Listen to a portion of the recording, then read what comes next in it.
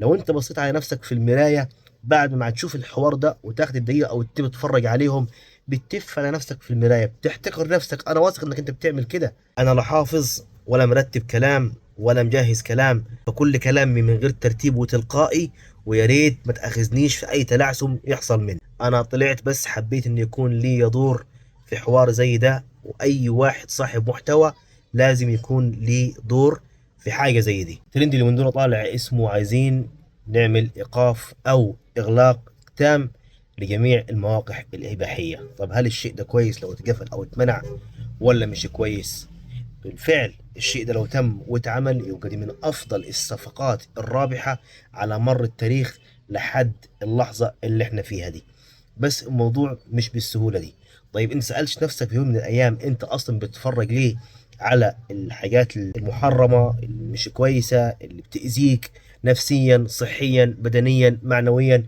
بتدمر الشباب من جميع الجهات، وبتدمرك بالبطيء، واحدة واحدة بتسحب رجلك كده سنة سنة، واحدة واحدة لحد ما تكتفك جواها، وتقدر انك انت من خلال انك تتفرج عليها كل يوم وباستمرارية تدمنها، ما تقدرش تبطلها ايا كان. حتى بتأثر عليك لو انت شاب صغير، بتأثر على تعليمك، بتأثر على صحتك، بتأثر على نفسيتك. حتى لما بتروح تتجوز برضو انت مش تقدر تبطلها، لكنك انت ادمنت شيء كله كذب في كذب، تمثيل في تمثيل، مش موجود في الواقع، مش موجود في الحقيقة. لذلك في البيت عندك، في الحياة الزوجية اللي عندك، مش هتكون شايف الشيء اللي انت كنت بتشوفه مرة واتنين وعشرة كل يوم بالوضع اللي انت بتتفرج عليه. فالافلام الاباحيه دي مصيبه من المصائب الكبرى. الناس دي اصلا يعني تدفع ملايين الملايين علشان توري لك فيديو ممكن مدته 5 دقائق 7 دقائق 10 دقائق، تمام، وانت تيجي يعني كده بالتليفون بتاعك تلاقيه مجاني عندك تتفرج عليه. طب هل هم مستفيدين؟ اه مستفيدين. بيدمروا عقلية شباب كاملة متكاملة، بيخلوا نفسيتك زي الزفت، بيخلوا عندك برود جنسي، بيخلوا عندك مفيش شخصية، معدوم الشخصية. بيخلوك انك انت لو سافرت رحت اي مكان في اي دولة في اي وضع، لو واحدة جت كلمتك كلمة حلوة ممكن تنسى الدنيا خالص وتجري وراها، الا ما رحم ربي طبعا. طيب ايه حل الموضوع ده؟ الحل انك انت تكون عندك القدرة انك انت تعالج نفسك من البلوى. البلوى وهي فعلا بلوى، تعالج نفسك من المصيبة والبلوى اللي انت حطيت نفسك فيها دي بقدر الامكان.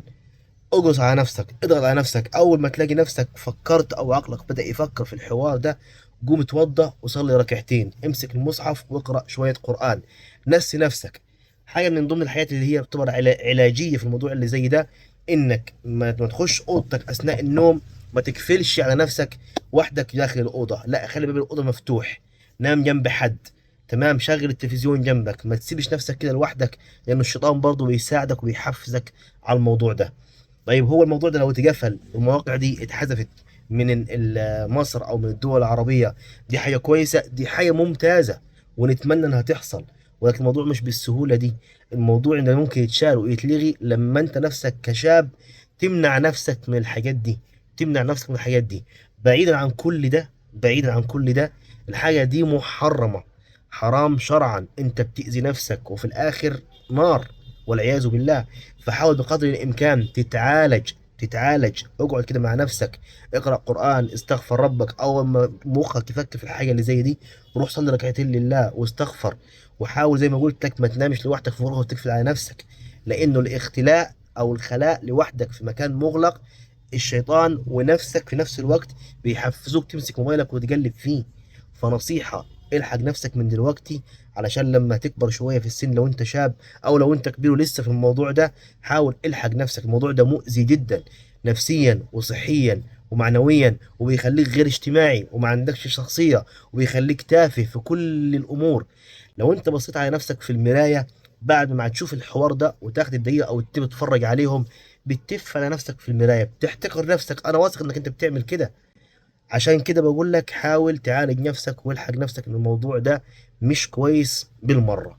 يا ريت نشارك الفيديو ده علشان الشباب يستفيدوا والناس تعجل، وكل واحد يراجع نفسه من حيث ربنا سبحانه وتعالى، من حيث نفسك، من حيث صحتك، من حيث فلوسك، من حيث حياتك، من حيث كل شيء. تحياتي ليك، بحبك في الله.